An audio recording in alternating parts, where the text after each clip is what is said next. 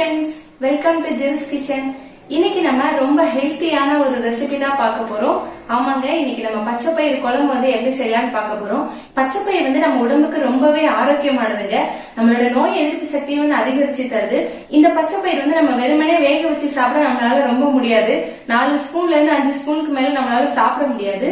So இந்த மாதிரி பச்சைப்பயிரை நம்ம குழம்பு மாதிரி செஞ்சு சாப்பிட்டா ரொம்ப டேஸ்டாவும் இருக்கும், ரொம்பவே ஹெல்த்தியானதும் கூட. அட்லீஸ்ட் வாரத்துல ஒரு நாளாவது நீங்க இந்த பச்சைப்பயிறு குழம்பு செஞ்சு சாப்பிடுங்க, ரொம்பவே நல்லதுங்க.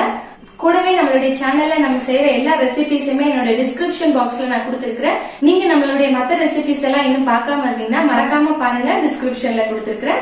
வாங்க இன்னைக்கு நம்ம பச்சைப்பயிறு குழம்பு எப்படி செய்யலாம்னு பார்க்கலாம். பச்சைப்பயிறு குழம்பு செய்யறதுக்காக ஃபர்ஸ்ட் நம்ம பச்சைப்பயிறு நம்ம குக்கர்ல வறுத்துக்கலாம். நல்லா ஒரு 4 நிமிஷம் அதோட வாசம் வர வரைக்கும் நம்ம வறுத்துக்கலாம். இந்த மாதிரி நம்ம வறுத்து செய்யும் போது பச்சைப்பயிறு குழம்பு ரொம்பவே வாசனையா இருக்கும். பச்சைப்பயிரோட வாசனை ரொம்ப நல்லா வருது. பச்சைப்பயிறு நல்லா வறுப்பட்டாச்சு. இப்ப நம்ம தேவையான அளவு தண்ணி ஆட் பண்ணிக்கலாம்.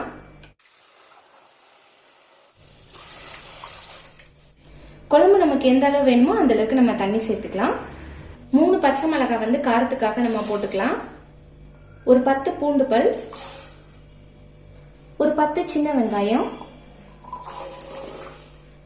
அப்புறமா ஒரு பெரிய தக்காளி நான் கட் பண்ணி போட்டிருக்கிறேன். நீங்க சப்போஸ் சின்ன தக்காளி இருந்தா நீங்க 2 ஆட் பண்ணிக்கலாம். ஒரு 1/2 டீஸ்பூன் மஞ்சள் தூள், கொஞ்சமா தேங்காய் ஆட் பண்ணிக்கலாம். கடைசியா 1/2 டீஸ்பூன் ஜீரகம் ஆட் பண்ணிக்கலாம். குழம்புக்கு தேவையான அளவு உப்பு சேர்த்துக்கலாம். அவ்வளவுதான். இப்ப நம்ம குக்கரை மூடிட்டு 4 விசில் வர வரைக்கும் நம்ம வேக வச்சு எடுத்துக்கலாம். சோ இப்ப குக்கர் 4 விசில் விட்டுருச்சு. இப்ப பிரஷர் இறங்கட்டும். நம்ம அதுக்குள்ள ஒரு சாங் கேட்கலாம். சோ இன்னைக்கு என்ன சாங் அப்படின்னா பூவே செம்பூவே, அந்த சாங் எனக்கு ரொம்ப பிடிக்கும். அந்த சாங் இன்னைக்கு கேட்கலாம்.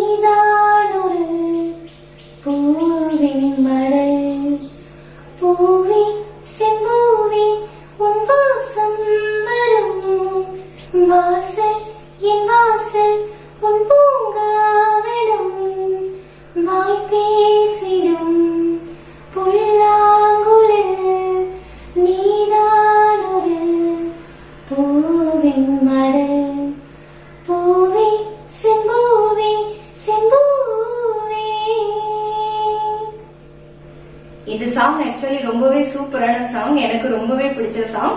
சோ கண்டிப்பா இந்த சாங் உங்களுக்கு பிடிச்சிருந்துச்சுன்னா லைக் பண்ணுங்க. சப்போஸ் உங்களுக்கு இந்த சாங் பிடிக்கலன்னா ஸ்கிப் பண்ணிடுங்க. இப்போ நமக்கு பிரஷர் இறங்கிடுச்சு. இப்போ நம்ம தாளிச்சு குழம்பு ரெடி பண்ணிடலாம். இப்போ பிரஷர் நல்லாவே இறங்கிடுச்சு. இப்போ நம்ம ஓபன் பண்ணிடலாம்.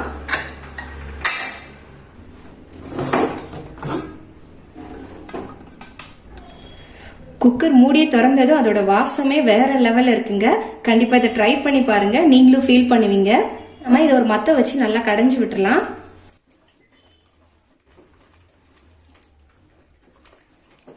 பயிர் நல்லா கடைஞ்சாச்சு. இப்ப நம்ம இதுக்கு ஒரு தாளிப்பு ரெடி பண்ணிடலாம். தாளிப்புக்காக கொஞ்சமா தேங்காய் சேர்த்துக்கோங்க. ஒரு 2 டேபிள் ஸ்பூன் அளவுக்கு தேங்காய் சேர்த்துக்கோங்க. நம்ம தேங்காய் எண்ணெயில செய்யும் போது நமக்கு இந்த குழம்பு ரொம்பவே வாசனையா இருக்கும். கொஞ்சமா கடுகு சேர்த்துக்கலாம். 1 டீஸ்பூன் அளவுக்கு ஜீரகம் ஆட் பண்ணிக்கலாம். ஒரு 3 வரமிளகாய் நம்ம பிச்சு போட்டுக்கலாம்.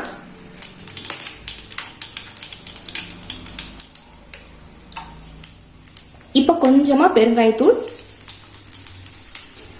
ஒரு 5ல இருந்து 6 சின்ன வெங்காயம் நான் குட்டி குட்டியா நறுக்கி இருக்கேன். இதை நம்ம இதுல ஆட் பண்ணிடலாம்.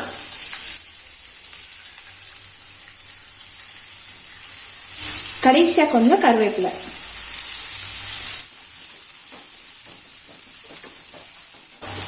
அவ்வளவுதான், வெங்காயமும் நல்லா வதங்கிருச்சு. இப்போ நம்ம அடுப்பு ஆஃப் பண்ணிக்கலாம். இப்போ இதை நம்ம குழம்புல மிக்ஸ் பண்ணிக்கலாம். கடைசியா கொஞ்சமா கொத்தமல்லி இலை வாசனைக்காக ஆட் பண்ணிக்கலாம்.